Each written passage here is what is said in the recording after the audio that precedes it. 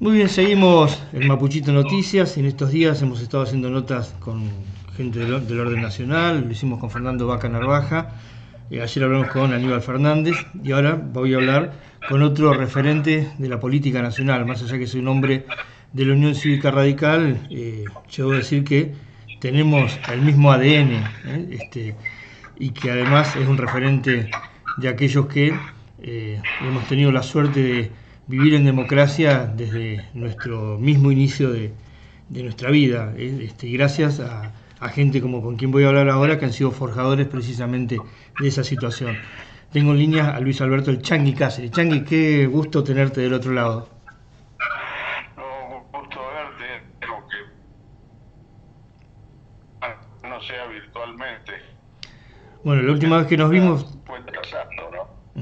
te decía, la última vez que nos vimos fue, Contacto contigo y con tu audiencia. bueno, te decía, la última vez que nos vimos fue charlando en un café en Viedma.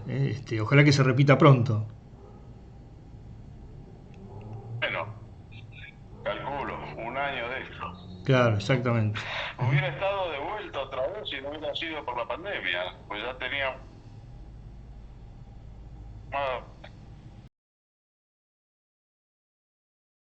pasar un poco, pero con el asunto de los Zoom, de los programas y demás hierba, estoy más activo ahora que lo que estaba cuando vivía en la ruta. En la ruta por lo menos tenía un par de horas de localidad a localidad, como para mirar el cielo, algún caballo, alguna oveja o algo por el estilo. Ahora no, si terminás un Zoom empezás con otro, un teléfono que suena, otro, pero bueno, así son las cosas. Y de veteranos nos volvemos medio expertos en estas nuevas tecnologías que si no hubiera sido por la pandemia, sinceramente, no las hubiera entendido como las entiendo ahora, ¿no? Seguro. Pero bueno, te permite estar conectado con la realidad y con todo el mundo, ¿no? Sí, y además me permite estar con mi mujer, que es algo que siempre extraño porque por cuestiones laborales, bueno, ella en su trabajo y yo moviéndome en alguna provincia, de un distrito al otro, de una localidad a la otra. Seguro. Por lo tanto, sí, la tengo al lado, ella me tiene a mí al lado, nos dividimos la tarea, que estamos enjaulados acá, y de paso como muy bien. Como Estamos, muy bien porque cocina muy bien. seguro. Changi, hoy se cumplen 48 años de la masacre de Trelew. Estuve hablando con el vasco Vaca Narvaja días pasados, quien te mandó un saludo, pero la pregunta tiende a saber qué era de tu vida por aquel entonces. Y mi vida por aquellos tiempos era organizar, juntar, organizar, homogeneizar y bueno, y presentar pelea dentro de nuestra concepción, que era la lucha de masas, que eran caminos diferentes a la lucha armada. Nosotros planteábamos recuperar la democracia, elecciones libres, sin proscripciones y sin condicionamiento. Esa era la bandera que enarbolábamos, que sí, no despertaba pasiones multitudes en ese momento, porque, bueno, el contexto mundial en el que se vivía, por un lado, y por el otro lado era como que a las jóvenes generaciones el tema de la violencia o de la pólvora seducía bastante. Y nosotros creíamos que lo que se tenía que rescatar la democracia, para algunos era una concepción liberal burguesa, y el tema de las elecciones también en la práctica burguesa, para nosotros el derecho a pensar en libertad, a expresar en libertad del pensamiento, si eran cuestiones importantes, recuperar república, recuperar democracia, darle contenido social a la democracia, caminar hacia una igualdad de posibilidades frente a la vida, que tenía que ver con la educación, que tenía que ver con la formación profesional de alguna tarea que se pudiera desempeñar, que tuviera que ver con salarios que fueran dignos, que tendría que ver en definitiva con todas aquellas cosas que fueron principios fundacionales de la Unión Cívica Radical hace 130 años atrás. Y bueno, caminábamos en esa dirección y en esa dirección también recibíamos palos, algunos recibieron tiros, no son probablemente los nombres más conocidos, pero las primeras bajas que hubo eh,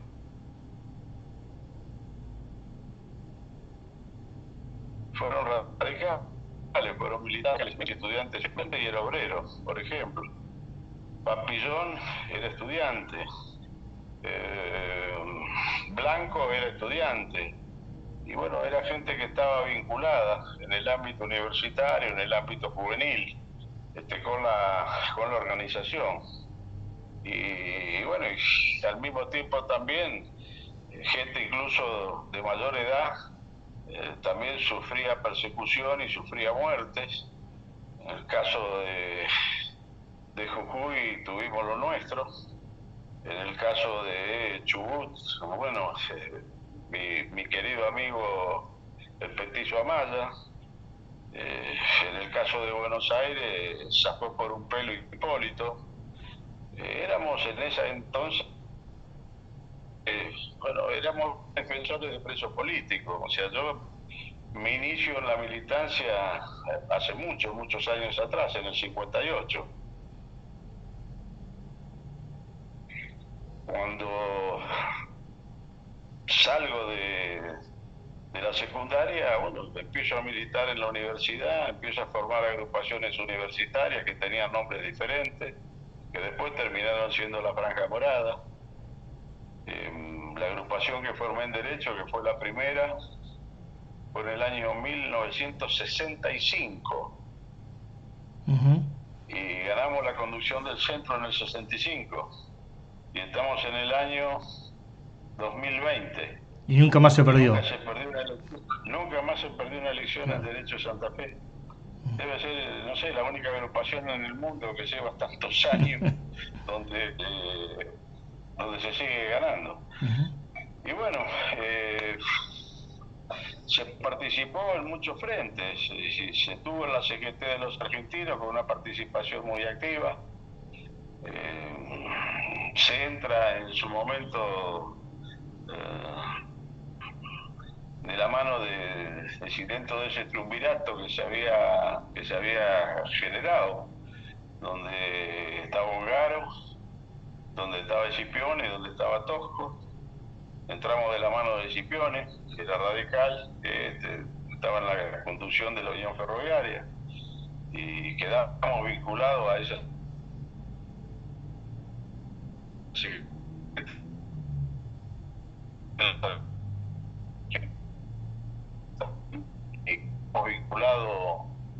Quedamos vinculados a Agustín Tosco y le damos gente en el interior, ya que había una masa propia importante obrera, fundamentalmente en Córdoba, donde aparte de Tosco estaba El Pidio, estaba Torres, pero en las provincias del interior realmente, y a esta altura, sincerándonos, éramos más los juveniles y los universitarios en las movilizaciones que los laburantes, porque los sindicatos que estaban en la CGT de los argentinos en el interior eran sindicatos pequeños y que no contaban mayormente con poder de movilización.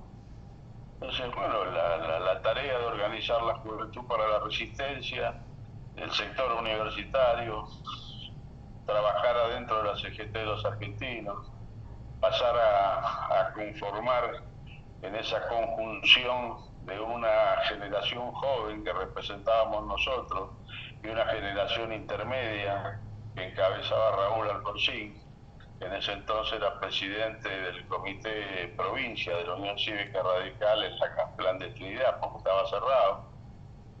Y bueno, todas las primeras luchas esas,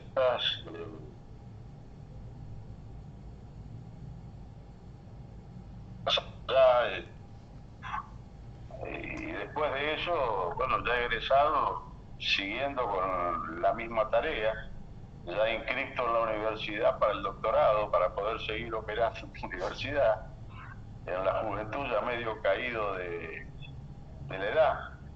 Pero bueno, imperio de las circunstancias, uno se seguía moviendo.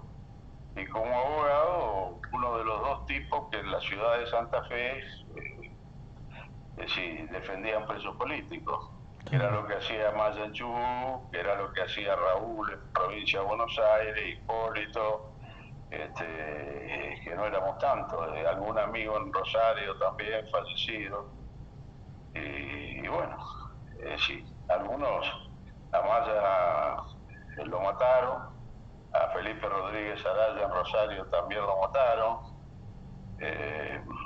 a Hipólito le volaron una pierna, un pie, qué sé yo. Y bueno, yo y Carlitos Espina, que éramos los de Santa Fe, zafamos, y así las cosas. Pero se recuperó la democracia a partir de la lucha de todo un pueblo y de la visión y la templanza de un hombre que fue Raúl Alfonsín, que supo interpretar a la sociedad en su momento, supo prender las luces correctas y dar la orientación correcta, y eso fue lo que termina consiguiendo la recuperación de la democracia, el nunca más, el juicio a las juntas, que después, en paralelo con la historia, que es esta, se haya generado relatos que distorsionan y tergiversan la historia.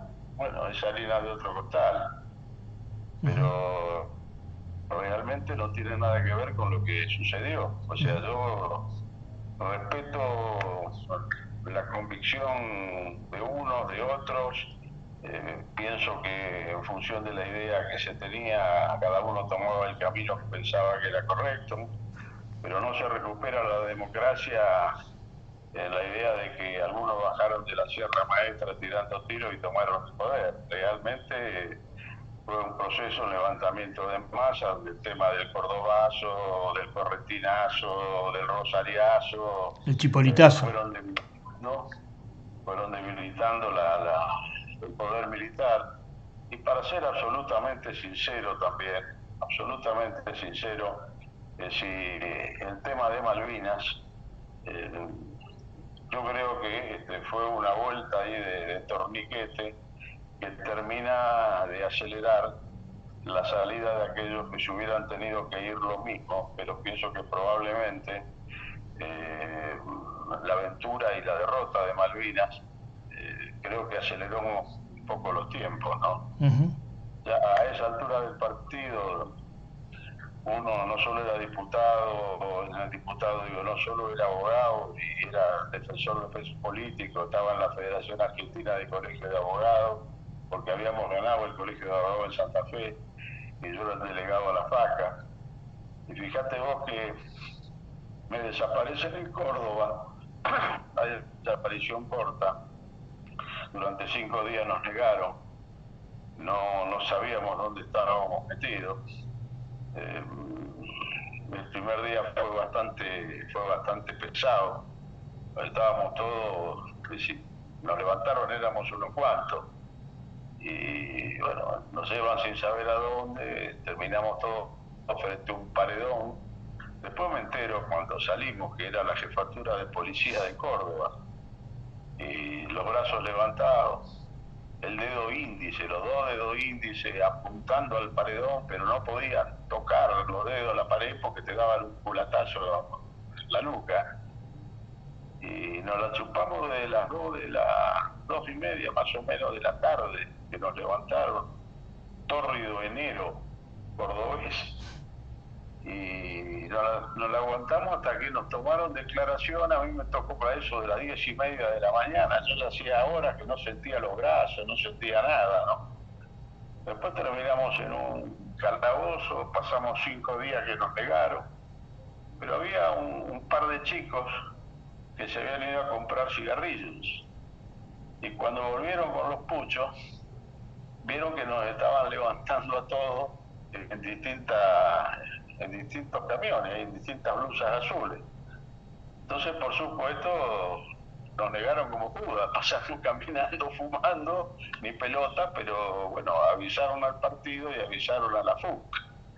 Pero la FUC, como era el mes de enero, no tenía poder de movilización en ese momento.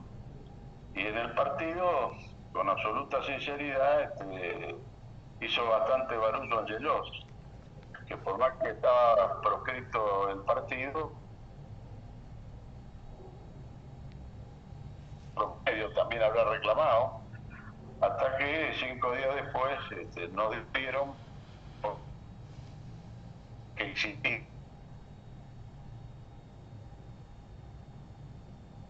una habitación y me parece que cortó esto, porque tengo un cartel que dice reconectando. Sí, sí, sí, pero te estamos escuchando igual. Después volvimos a la normalidad de la lucha, de la pelea. Y vos fíjate que pasan los años y uno cuando ve cómo se empieza a deteriorar la República, los poderes que sostienen la República, cómo se empieza a deteriorar la democracia frente al ciudadano común. Cuando se recupera la democracia, yo no sé si vos te acordás lo que decían las encuestas, el 72% de los argentinos se habían afiliado a partidos políticos. Y yo recuerdo que los que teníamos una cara en ese entonces más o menos conocida, si entrábamos a un bar o entrábamos a un restaurante y alguno te reconocía, empezaba a aplaudir y se paraban todos, se aplaudían. Hoy si le conocen la cara a alguno que está entrando, más que aplaudir, le aplauden la cara a la pelada, le tiran con un pocillo. Seguro. Y esa idea, que era una idea fuerza, que era una bandera levantada de la convicción, de que con la democracia se come, con la democracia se cura, con la democracia se educa. Bueno, han pasado todos estos años, hemos recuperado la democracia, pero por torpezas y por errores se ha permitido que eso se haya ido debilitando frente a la imagen de la gente, que se da cuenta que pasaron varias décadas y bueno, no se come mejor, no se educa mejor y tampoco se cura mejor. Entonces yo creo que de las cosas importantes que soñamos en ese entonces, de las importantes que se consiguieron, la que nos está quedando, pero bastante deteriorada, es la democracia, muchachos. Yo creo que si no nos damos cuenta de esto, que la democracia es una plantita que la tenemos que regar todos los días, para que crezca, para que florezca, para que dé frutos. Porque si no la regamos todos los días, también corremos el riesgo de perderla. Dijimos que era para siempre, que nunca más un golpe de Estado. Pero para que sea para siempre, para que nunca más sucedan cosas raras, tenemos que regar la planta.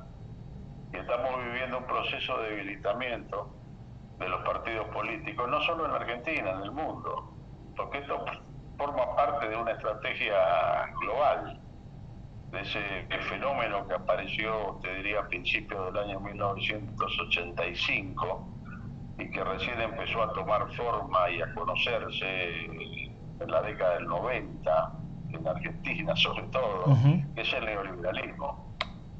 Entonces vos tenés un hackeo del neoliberalismo por un lado, donde el tema de los partidos políticos no le sirve, hay que terminar con el sistema de partidos políticos.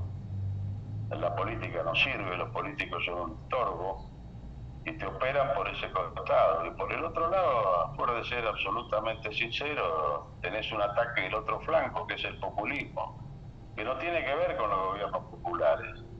El gobierno popular es una cosa, un gobierno populista es otra. El gobierno populista es aquel que, si no tiene un enemigo, te lo fabrica.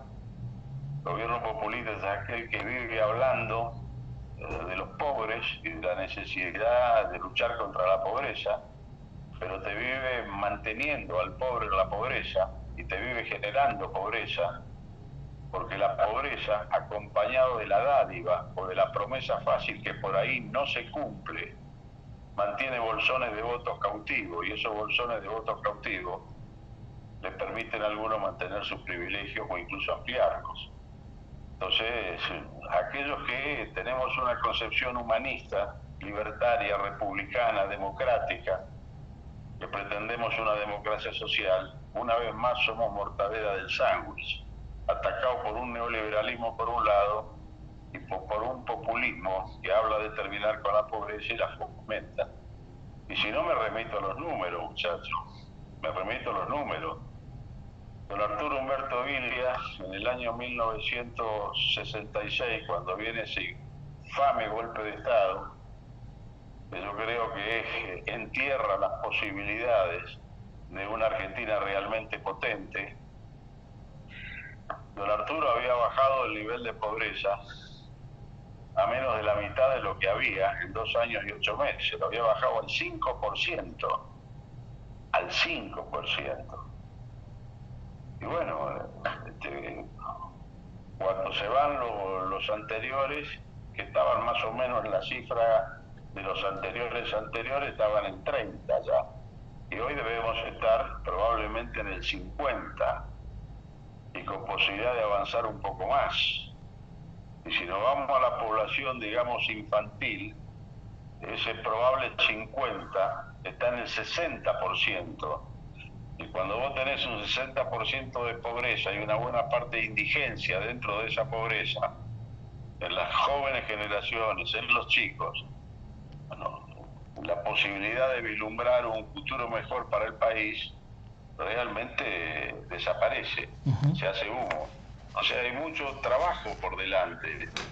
Y el trabajo por delante es comprender que los errores y las falencias de la democracia se solucionan con más democracia. Y los errores y las falencias que pueda tener el sistema republicano se solucionan con más república, pero que ambas cosas se solucionan con participación y protagonismo, en la medida de las humildes posibilidades que cada uno de nosotros individualmente tiene. Esto de esperar que otro arregle las cosas y de ser crítico con Dios y María Santísima, pero no arremangarnos, sino poner algo de nosotros mismos para poder acomodar la situación. Y si no hacemos eso, muchachos, estamos listos. Changi. El partido nació con la banderita de la Unidad Nacional hace 130 años atrás. Yo me incorporé a la militancia hace 62 años. Levanté de la convicción esa bandera. Sigo creyendo en ello. Vos me podrás decir, es una utopía, Giles, tuviste 62 años con esa bandera y mirá cómo estamos. Y sí, sigo con esa utopía. Yo creo que si la idea de la Unión Nacional es algo que no prende, no del pico para afuera, porque del pico para afuera te la dicen todos. El asunto es que realmente se trabaje en esa dirección, buscando, entendiendo que la política es el arte de buscar consensos, y entonces generando ámbitos donde se puedan buscar y lograr esos consensos, incluso esos consensos con los que piensan diferente, para establecer políticas de Estado, sean 4, 5, 6, que son políticas donde esté yo o esté el otro, donde esté fulano o esté mengano. En esos puntos vamos a trabajar juntos. ¿Qué es lo que hicieron los países de posguerra para salir de su situación de miserabilidad? Changi, este camino que se inició, este camino que vos estás planteando y que, al cual además adhiero, y que siempre lo ponemos de manifiesto porque interpretamos que es la única vía, el único norte que uno puede acceder. ¿A vos te lo dio en aquel inicio cuando te acercaste a don Arturo Humberto Ilia? Yo me fui al partido por don Arturo Humberto Ilia. O sea, yo en el 58, si querés, hice una militancia irracional. Simplemente era la 1420, defender la ley 1420, era lo que se denominaba libre, era laico, y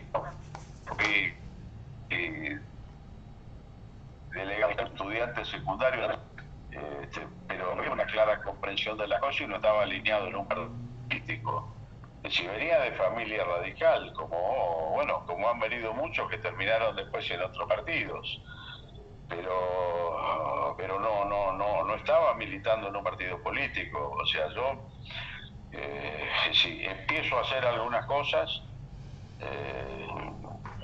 en política, pero realmente me afilio al partido por don Arturo. Yo he dicho muchas veces que mi viejo, que era dirigente radical, cuando yo cumplí los 18, más que un regalito, lo que me esperaba al lado del plato de comida, cuando me senté, era la ficha de afiliación al radicalismo. Y se la tiré al carajo a mi viejo. Le dije, yo el día que me afile me voy a afiliar por convicción, voy a escuchar todas las campanas, voy a ver qué plantean todos los partidos políticos y después voy a decidir. Y en ese camino, cuando se hizo un acto del radicalismo en lo que era el Cine Roma, en ese entonces actualmente es un centro evangelista, participé y ahí hablaba un Pico de Oro, como Balbín, y bueno, y también hablaba a Perete, que integraba la fórmula, que no era mal orador, para nada, y don Arturo, que era un tipo que tenía una forma de hablar muy tranquila, se durmió medio auditorio, y yo salí enloquecido con este hombre. Había planteado cosas muy profundas, de manera tan sencilla que la podía entender un chico de 10 años. Era un programa de gobierno, viable lo que estaba planteando, y realmente salí enloquecido y me fui derecho a afiliar al comité del barrio. Y mis primeras tribunas fueron en la campaña de don Arturo. Hice campaña para él, pero simplemente me lo había presentado mi viejo, el hombre que había hecho don Arturo a la ciudad de Santa Fe. Y bueno, y donde empezó la reunión de los dirigentes, lo presentó, le di la mano, el viejo me dio la mano y mi viejo me abrió la puerta para que me vaya porque llegaba la hora de la reunión de los dirigentes. Pero después de la caída de don Arturo,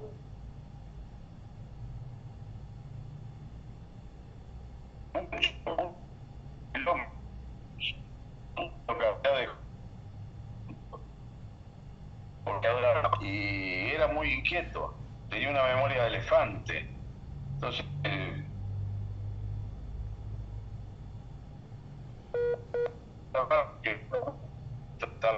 menganito, no, voy para allá. Y don Arturo te caía y bueno, vos tenías que conseguir un auto que anduviera. En esa época no todos teníamos un auto que anduviera. Y armábamos una gira y caminábamos con don Arturo y de ahí saqué 1000 anécdotas, pero además un cariño y un afecto enorme a ese hombre que para mí, en su tiempo, en su momento, le dio a la Argentina la mejor posibilidad de recuperar sus mejores épocas y de poder despegar, pero la tosudez de algunos y la indiferencia de otros posibilitó de que nos fuéramos al carajo. Y como los errores se pagan, los argentinos estamos pagando muy caro esos errores. Al margen de que hasta el militar que lo golpea, Pistarini, hizo una autocrítica pública con el correr de los años, los periodistas que generaron el ambiente para la caída de don Arturo, primero se hacían los distraídos y después empezaron, frente a algún apriete, a hacerse la autocrítica pública, pero era tarde, ya era tarde.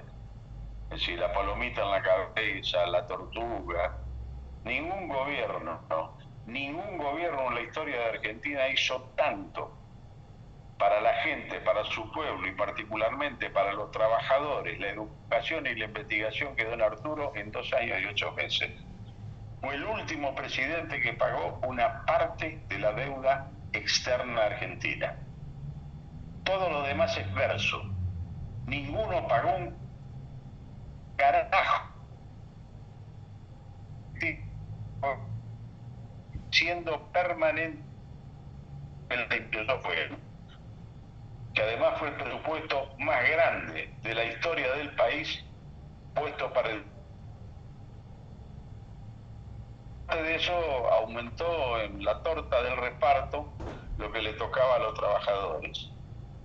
Y tomó un país que tenía el 12% por debajo en el PBI y lo subió al 10,5 en el primer año y al 9,5 en el segundo año, donde ya la educación había alcanzado el 23% del presupuesto, con el compromiso del viejo del 25%. Salario mínimo vital y móvil, recuperación del petróleo, ley de medicamentos, la puta que se hizo cosa ese hombre en tan poco tiempo. y lo presentaron como un pobrecito, como un infeliz, como un debilucho, nada que ver. El que lo conoció a don Arturo, es decir, producto de sus convicciones, era una mula. Se plantaba en las convicciones, no lo movía ni Cristo.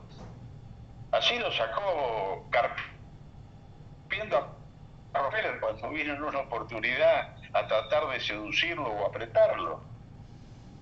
Se llamó al edecán y le dijo: acompañe al señor que ha terminado la reunión. Lo sacó carpiendo. Somos un país que estamos y la vamos a pasar peor todavía. Pero son nuestras culpas, muchachos. Porque jodimos, porque boludeamos, porque no supimos apreciar las cosas que teníamos y no supimos defenderlas. Y bueno, después tuvo lo de Alfonsín en otro contexto. Y en ese otro contexto alumbró el camino para recuperar la democracia, para jugar a las juntas militares. Y fíjate vos que cómo somos, qué país extraño que somos, ¿no? Es decir, aquellos que levantaban la bandera de que no había que llevar adelante los procesos a los militares, aquellos que levantaban la bandera que la autoamnistía dada por los militares se tenía que mantener. A partir del relato que distorsiona la historia, aparecen en estos tiempos como los abanderados de los derechos humanos. Disculpame la expresión, son boludos. Y los boludos tienen que pagar un precio. Jodamos no, entonces, muchachos. Y si queremos salir de esta situación, dejemos de ser boludos. Aprendamos de la historia. Algunos por ahí me dicen: no hay que mirar para atrás, hay que mirar para adelante. Y yo digo: hay que mirar para atrás para saber de dónde se viene. Hay que mirar a dónde se está para saber sobre qué se está parado y de dónde se parte. Y hay que mirar para adelante para saber a dónde se quiere ir. En definitiva, esto es como el árbol. Si vos a un árbol le sacás las raíces, no da fruto, no da flores, es un pedazo de madera. Por lo tanto, todo forma parte de un mismo contexto. Hay que saber de dónde se viene, dónde se está y a dónde se quiere ir. Y los argentinos estamos en una situación jodida y vamos a estar en una situación más jodida dentro de poco, porque estamos arañando el tarro, pero el fondo del tarro. Porque vos acá tenés gente que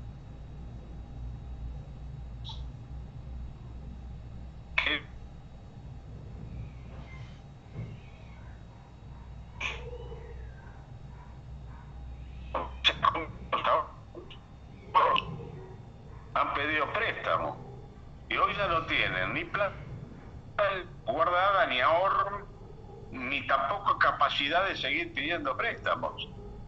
Tenemos una situación sumamente jodida. Más que nunca tendríamos que buscar consensos.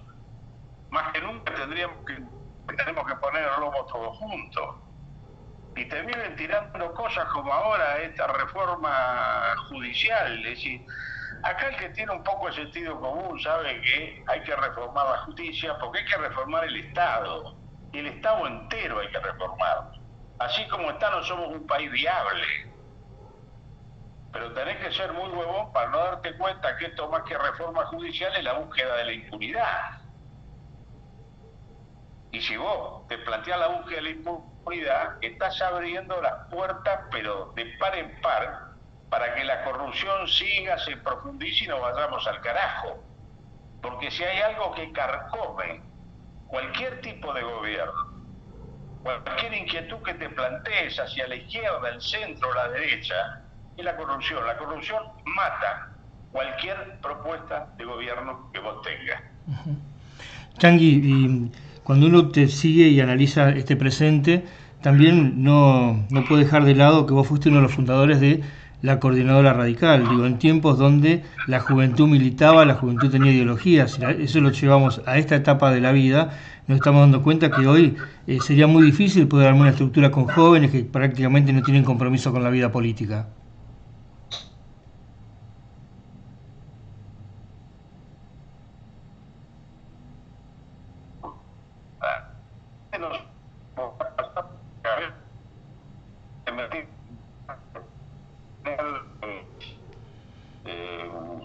sueldo, podías llegar a tener un nombramiento de algo. Vos te metías en política porque luchabas por algo que te parecía que sin eso la vida no tenía sentido, que era la libertad. Y para la libertad había que terminar con la dictadura y recuperar la democracia. Eso era lo que te motivaba. Y entonces ponías en riesgo tu propia vida. No solo tu libertad, sino tu propia vida. Bueno, sí, cuando la militancia que sale de la convicción y del sentimiento se transforma simplemente en un empleo, en una promesa de empleo, son arte, hermano. Eso no es militancia, eso es trabajo, simplemente. Yo no digo que no sea honesto, pero es otra cosa. Pero bueno, vos tenés una buena parte de la juventud que yo creo que mantiene ideales. Lo que pasa es que los partidos no lo han canalizado. Y entonces el joven que padece frente al sufrimiento ajeno y que quiere hacer algo, bueno, si lo hace en forma individual, en alguna medida es una suerte de caridad que te tranquiliza el espíritu, pero que no soluciona globalmente un corno.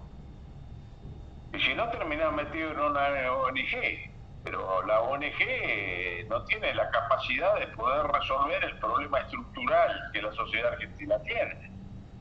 No te puede resolver el problema de fondo. Para resolver el problema de fondo está la política. Ahora, la política, hoy como está, no resuelve un carajo. Y esto la gente lo percibe. Y los partidos políticos, bueno, parecen una agencia de colocaciones. Entonces, estas son las cosas que hay que romper. Y cuando uno dice, tenés que ayornarte con la nueva política las pelotas, y hay cosas que son eternas. El que mata es un asesino, el que roba es un ladrón, no me joda, eso no cambia por el paso de los años. Hay avances científicos, tecnológicos, entonces vos tenés que trabajar en cosas que antes no había, que se necesita conectividad, que esto, que lo demás, etcétera, etcétera. Pero hay valores, y hay valores que se han desdibujado y que se han perdido, y esos valores siguen teniendo, pero absoluta necesidad el pueblo de recuperarlas. Recuperar los valores, el principio del cambio lo tenemos acá. Acá.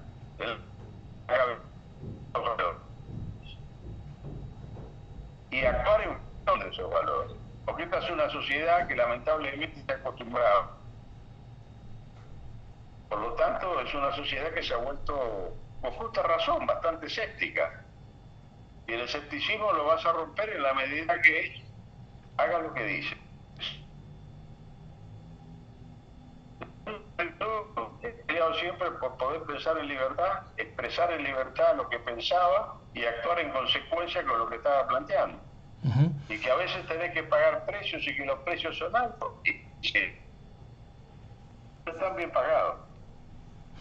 ¿Vos crees que la coordinadora cumplió un rol importante, marcó un periodo dentro del radicalismo con generación de dirigentes, como es tu caso, el caso de Freddy, entre otros, y en el tiempo esto se ha diluido, no se ha podido dar continuidad? ¿Por qué se llegó a esa instancia? Mirá, la coordinadora fue un elemento dinámico que sin la confluencia con Alfonsín y los amigos de Alfonsín no hubiera sido, pero que Alfonsín y sus amigos, sin la coordinadora tampoco. Yo creo que fue una conjunción perfecta que permitió abrir una brecha en determinado momento. La coordinadora formó cuadros políticos a roletes, no solo para el radicalismo a esta altura, formó cuadros políticos para el partido que se te ocurra, porque el partido dejó de contener. Claro. Dejó de escuchar, dejó de entender y entonces dejó de contener. Y por supuesto de formar a la nueva generación. Pero la coordinadora dio gobernadores, dio senadores nacionales y provinciales, dio diputados nacionales y provinciales a rolete, a rolete. Pero la coordinadora como una estructura nacional que se planteó en su momento tapar los baches del partido, es decir, no salir a enfrentar, sino construir un partido, si se quiere, dentro de otro partido. Es decir, lo que el partido no hacía y nosotros creíamos que se tenía que hacer, lo hacíamos. Lo hacíamos. Por eso formamos parte en su momento del Encuentro Nacional de los Argentinos, que en la idea general tenía una imagen zurda. Claro. Pero si no hubiera estado el Encuentro Nacional de los Argentinos, la Hora del Pueblo, donde formalmente las estructuras formales de los partidos políticos la constituyen a esa Hora del Pueblo, no se hubiera constituido. Yo creo que si no abríamos caminos con el Encuentro de los Argentinos, la Hora del Pueblo no arrancaba. Y ahí estuvieron los radicales, los peronistas, los intransigentes, los demócratas cristianos, etcétera, etcétera, que fueron elaborando todo un camino de salida de la dictadura de ese momento. Pero bueno. ¿Y cómo es el vínculo hoy con Freddy, por ejemplo? ¿Tienen algún tipo de contacto? Mirá, los que vivimos esa época somos hermanos de la militancia. Pirulo se fue a otro partido, Mengulo está no sé dónde corno, el otro podrá no estar en el mismo espacio interno del partido, pero somos todos amigos. Yo por lo menos los quiero a todos. Por eso, es decir, nunca nadie escuchó una adjetivación despectiva de ninguno de ellos, ¿no? Con algunos, bueno, se coincide más, con otros no se coincide. Yo a esta altura estoy viejo para pelearme con los amigos, así porque no coincido un carajo, digo, bueno, no me siento porque voy a terminar lateado. No sé, seguimos siendo amigos y no conversamos, qué es eso. Y con otros creo que la vida nos va a volver a juntar. Creo que la vida y la realidad argentina nos va a volver a juntar, con algunos caminando en paralelo y tal vez confluyendo en el tiempo. La coordinadora como estructura nacional vivió hasta, no recuerdo si fue diciembre de 1982 o enero de 1983. Me acuerdo que era verano, me acuerdo que hacía un calor infernal y me acuerdo que fue el último seminario donde nos autodisolvimos, con el compromiso de volver a juntarnos después que terminara el proceso electoral. No podíamos seguir bancando otros frentes, no nos podíamos plantear la reconstrucción de la Unión Cívica Radical y al mismo tiempo el funcionamiento de coordinadora de juventud, de la generación intermedia que habíamos generado, de la franja, de toda la película esa. Y si tomábamos una cosa o la otra, no teníamos lomo para seguir abriendo más frente. Y entonces el tema fue que nos disolvíamos, cada uno salía a reconstruir el partido o ayudar a la reconstrucción del partido en su provincia. Mis textuales palabras en esa última reunión fue: muchachos, cada uno con la canasta, juntar fruta en su lugar, y después que termine el proceso electoral, venimos todos con las canastas y juntamos toda la fruta. Porque cuando esto fue, no se pensaba que se iba a ganar la elección, para serte absolutamente sincero. Después se gana la elección y entonces es entendible que no nos hubiéramos vuelto a juntar, salvo en algunas reuniones nada más que para intercambiar opiniones o discutir un poco de política, pero ya dejamos de tener una estructura que discutía, que resolvía y a la cual se acataba. Eso terminó en el momento que te planteaba. Y te digo que era entendible, porque cuando se gana y se pasa a ser gobierno, vos terminás teniendo ministros, secretarios de Estado, un gobernador, y bueno, tenés un presidente. Y entonces, ¿cómo es la película?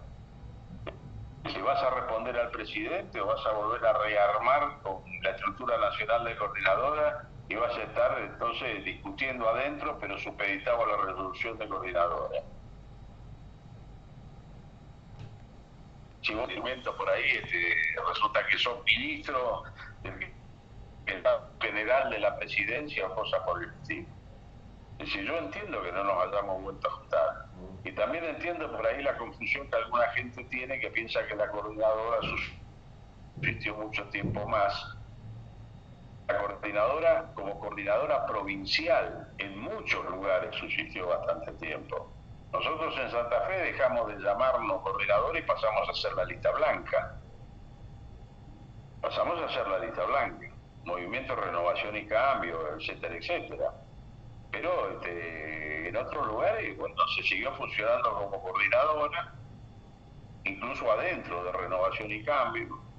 El periodismo dio la definición de Movimiento Renovación y Cambio, Junta Coordinadora Nacional, Movimiento Renovación y Cambio histórica, pero fue una designación, digamos, del peronismo y tenía que ver con la provincia eventualmente de la que vos estuvieras hablando, pero a nivel nacional, nosotros cuando terminó el 82, terminamos. Uh-huh. Seguramente debes tener un recuerdo muy especial de Sergio Karakachov. Con mucho afecto, con mucho cariño. Él era algunos años mayor que yo. Yo lo busqué, lo conocí, me reuní con él cuando estaba intentando formar las agrupaciones universitarias. Y cuando me reúno con él, él hacía una semana que se acababa de recibir de abogado.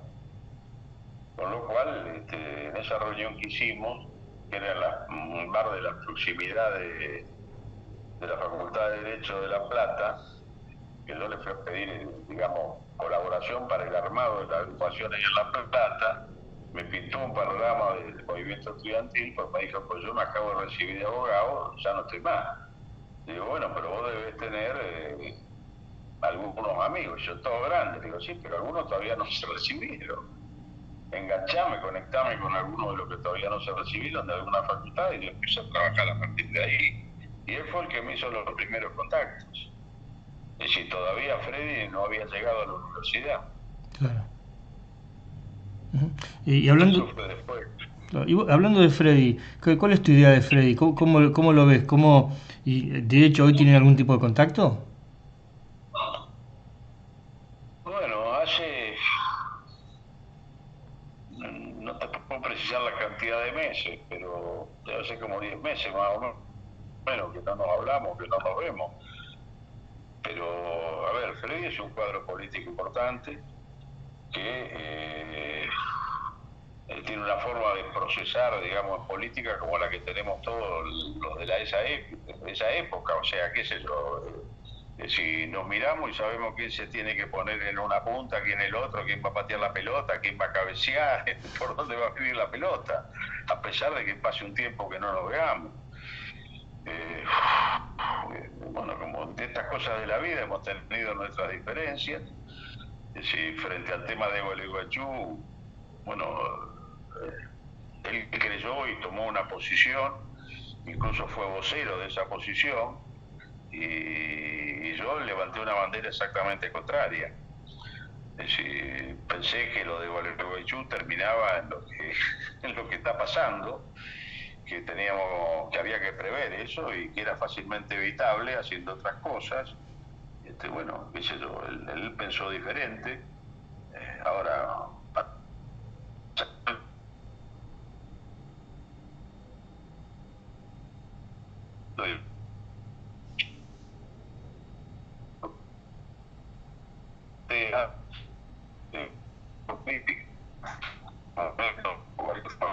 una posición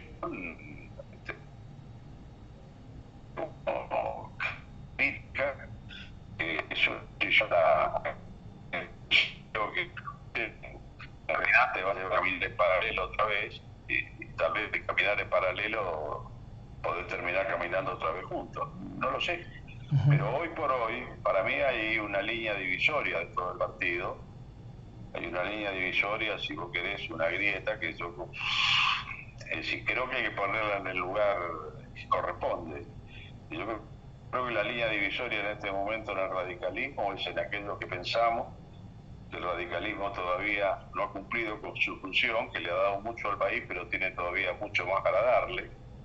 Es decir, que hay que reconstruir la Unión Cívica Radical como una herramienta que la sociedad argentina necesita, que le supo dar tranquilidad en otros tiempos, donde se sabía que en época de zozobra había un partido estructurado, racional, republicano, humanista, democrático, que estaba ahí como reserva si no estaba en el gobierno. Yo creo que hay que volver a darle esa tranquilidad a la gente, creo que hay que darle la tranquilidad de que ese partido que levantaba banderas éticas y morales en política, que no todo valía para alcanzar el objetivo, que si el objetivo no cubría esas banderas ético-morales, que se pierdan 1000 gobiernos, se salven los principios. Yo creo que ese radicalismo tiene que reestructurarse y tiene que volver a ser un instrumento que le sirva a la sociedad argentina. Y por el otro lado tenés otro segmento de que piensa que la función del radicalismo ya terminó, que hay que pensar en otro partido, donde en todo caso los que vienen del radicalismo terminarán siendo una línea interna de ese otro partido. Yo creo que esa es la línea divisoria. A mí ya la línea divisoria yo no la tengo puesta en los que en Gualeguaychú empujaron esta cosa que no terminó bien, y los que decíamos que no iba a terminar bien, que no había que transitar ese camino. Yo creo que la línea divisoria hoy está entre los que entendemos que el partido tiene razón de existir y aquellos que piensan que ya no tiene razón de existir. Y esto vos lo ves clarito cuando hace un tiempo atrás, un año atrás, de la presidencia misma del partido, alguno te dice, o alguno supo decir, hay que hacer más cambiismo y menos radicalismo. Que te lo digan de la presidencia del partido, bueno, es una definición, ¿no? Seguro. Por lo menos de los radicales. O como hace una semana, en una reunión en la provincia de Entre Ríos, virtual, por Zoom, está grabado ahí, y además se ha difundido bastante, un expresidente del partido y ex senador y ex gobernador, qué sé yo qué cuerno, plantea la buena nueva de que la señora Vidal y no recuerdo si es Mazó o algo por el estilo, iban a trabajar para la interna de autoridades de la Unión Cívica Radical de Provincia de Buenos Aires, que lo planteen como una gran cosa, un gran logro. A mí me parece realmente una cosa atroz, aberrante, porque lo que se va a elegir en Provincia de Buenos Aires, como en otras provincias que ya el calendario electoral está puesto, son autoridades de partido. Y que vos estés levantando la bandera de la victoria porque gente de otros partidos van a trabajar, es decir, incidiendo en la elección interna de tu partido, no. Es decir, a mí automáticamente me coloca en la vereda del frente de todo eso. Y creo que esa es la disyuntiva que hoy tienen los radicales. Después, a partir de haber garantizado la supervivencia y la reconstrucción del radicalismo como instrumento que le sirva a la sociedad, bueno, los que pensamos un poco así, los que piensan un poco así, podrán formar líneas internas y podremos disputar adentro. El partido siempre ha tenido algunos que estaban más a la izquierda, otros más a la derecha y algunos en el centro. Entonces se justifica que vos tengas 3 líneas internas adentro del partido sin ningún tipo de problema. Pero primero definamos que el partido tiene que existir y tiene que ser reconstruido. Chanqui, ¿qué sentís vos como fundador de la coordinadora cuando algunos en estos tiempos quieren comparar a la Junta Coordinadora con la Cámpora?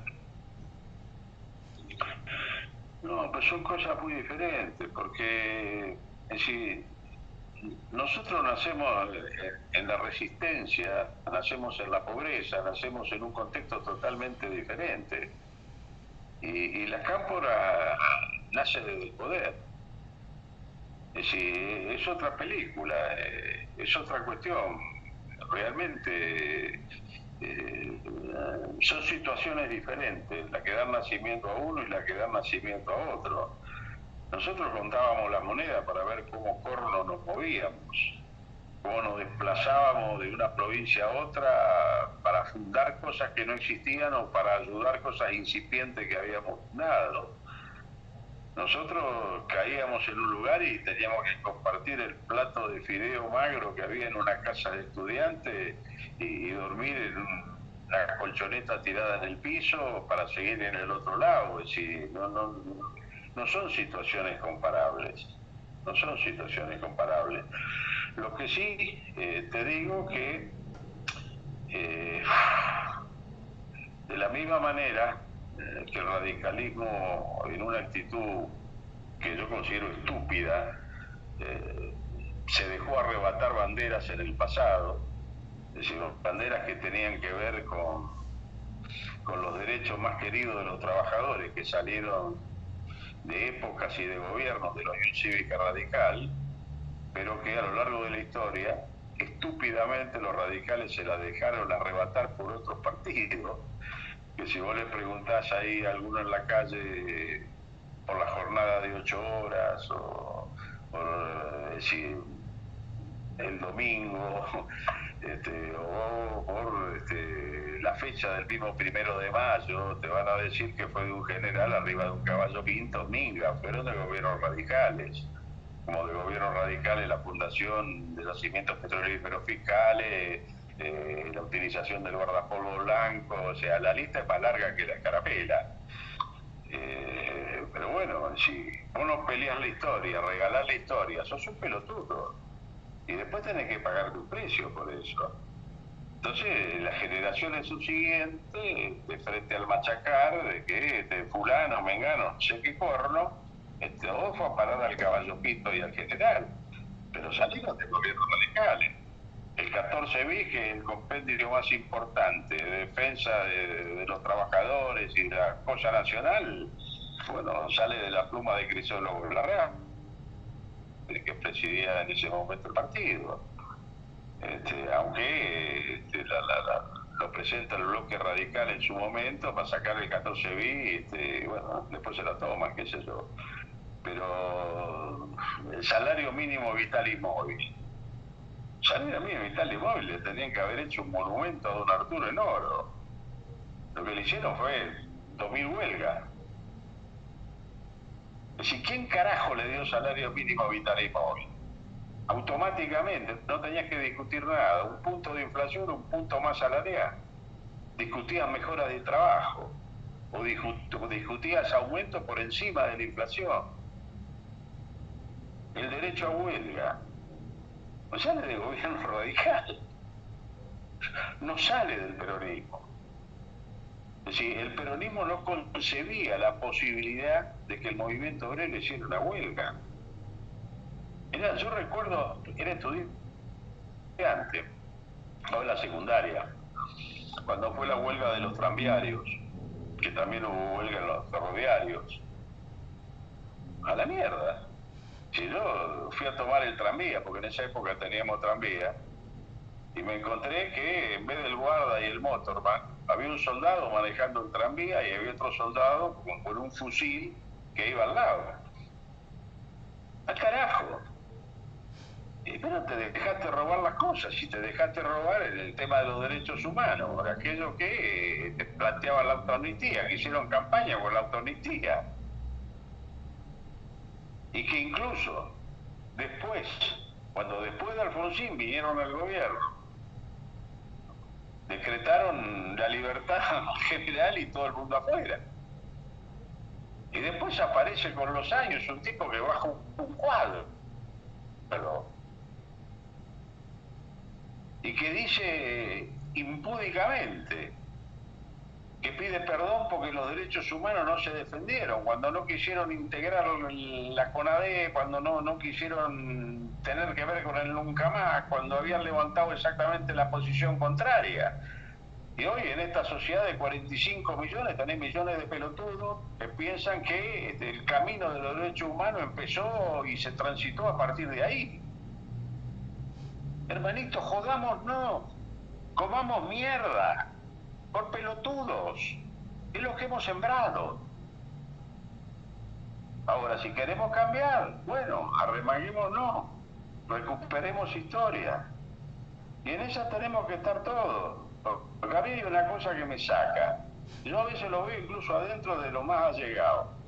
Yo creo que una de las cosas peores que le puede pasar a la política es el fundamentalismo. Fundamentalismo es la muerte de la razón, del pensamiento. Y yo veo adentro de nosotros que si planteado del pico para afuera en la unidad nacional está todo bien, porque te acordás de que Alfonsín recitaba el preámbulo cuando terminaba los actos, porque viene de la historia del partido. pero lo puteas al vecino, te agarrás a patada con el que vive enfrente. O el tema de la unidad partidaria. Del pico para afuera está todo bien. Ahora, te sentás a hablar con uno que está, no sé, que en la época de Gualeguaychú planteó la otra cosa, o no sé qué carajo, y se arman de pelote. Entonces estamos todos locos. Es decir, ojo, es decir, la democracia, se genera la democracia sabiendo que no todos pensamos igual y no todos creemos que tenemos que caminar para el mismo sentido. Y la política es lo que te permite ir buscando consensuar, y la democracia te da un sistema donde el que piensa de una manera está, y el que piensa de otra manera está, y de otra manera está. Ahora, la mayoría piensa como fulanito. Bueno, fulanito es el que temporalmente está en el gobierno. Un gobierno que es diferente del Estado. El Estado es de todo, es permanente. El gobierno es temporal. Y como es temporal, lo que hoy estuvo, mañana probablemente no está. Pero si vos identificás gobierno con Estado, y vos te crees que sos el tipo que te maneja absolutamente todo, bueno, y te querés llevar por delante los que piensan diferente, que si sumás el que piensa diferente con el otro y con el otro, es la mayoría de la población. Porque vos terminaste siendo gobierno, pero no siendo la mayoría de la población, siendo el que sacó más votos. Entonces yo creo que tenemos que recuperar una cuota de racionalidad, muchachos. No podemos seguir jodiendo a este país que potencialmente tiene todo. En el mundo nadie se explica cómo Argentina puede estar hecho mierda. Nadie se lo explica. 100 años atrás, uno de los 5 países más importantes del mundo. 100 años atrás. ¿Qué carajo hemos hecho? 2.000 y pico millones, era todo lo que quedó debiendo Argentina en el año 1966 cuando llegaron los milicos. Eso no alcanza a pagar los intereses que tenemos que pagar ahora por mes. ¿Qué hemos hecho? Hicieron mierda todos los ferrocarriles argentinos. Con lo cual, sí, el tema de los fletes, de los costos, al carajo. Que vos tenías una mala estructura, es cierto. Pero bueno, había que modificar la estructura. Pero no levantar los ramales. No tirar al carajo dejando incluso poblaciones sin comunicación en los distintos puntos del país. El ferrocarril es el flete más barato. Nosotros supimos tener hace 70, 80 años atrás mayor cantidad de kilómetros de vía férrea que toda América Latina junta. Lo hicimos una bosta. ¿A quién le echamos la culpa, muchachos? Porque acá somos todos lengua ligera para echarle la culpa a Montoto. Pero nosotros la culpa no la tenemos nunca. Y yo creo que nosotros somos los que hicimos la macana. Los que le hicieron y los que no supimos o no pudimos lograr la suficiente fuerza como para evitar que se hicieran esas macanas. Bueno, así estamos. Uh-huh. Bueno, ¿y cómo ves el futuro? Depende de lo que hagamos. ¿Y dónde te va a encontrar a vos ese futuro? Y me va a encontrar abriendo surco y tirando semillas, que es lo que hasta el día de mi muerte pienso hacer. Porque si yo claudicara y bajara los brazos ahora, no solo traicionaría la historia muy rica de la Unión Cívica Radical, traicionaría mi propia historia de lucha de 62 años, de transitar en política con la idea de construir un futuro mejor, más justo, más fraterno, más solidario, que hasta el día de la fecha no pudo ser. Y mientras no baje los brazos, voy a seguir pensando que eso es posible y voy a seguir trabajando en esa dirección, abriendo surco y tirando semillas. que posiblemente yo ya por una cuestión de edad no vea germinar, no vea florecer. Pero me iré de acá con la tranquilidad de conciencia de que siempre lo intenté. El día que la parca, mi vieja amiga, me lleve, que jamás entendí cómo pude llegar a esta edad vivo, porque nunca pensé que iba a llegar a los 30 años vivo. Yeah. Le debo resultar simpático a la muerte. Es una vieja amiga que se divierte conmigo. No sé qué día me va a llevar, yo estoy preparado hace rato, así que problemas no tengo. Y que me hagan callar va a ser difícil. Y que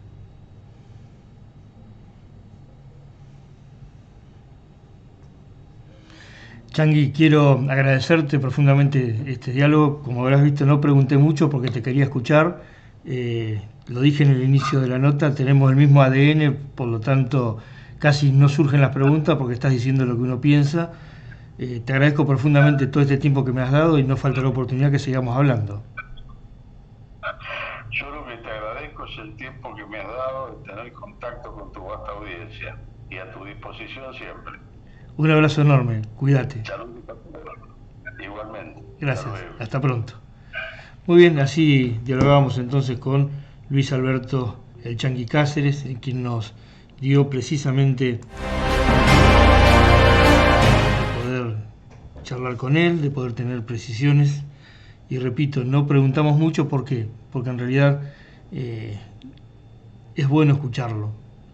Uno podrá estar el más o el menos de acuerdo, de lo que no se puede estar es en desacuerdo con un tipo que es absolutamente de la democracia y con principios y valores absolutamente democráticos.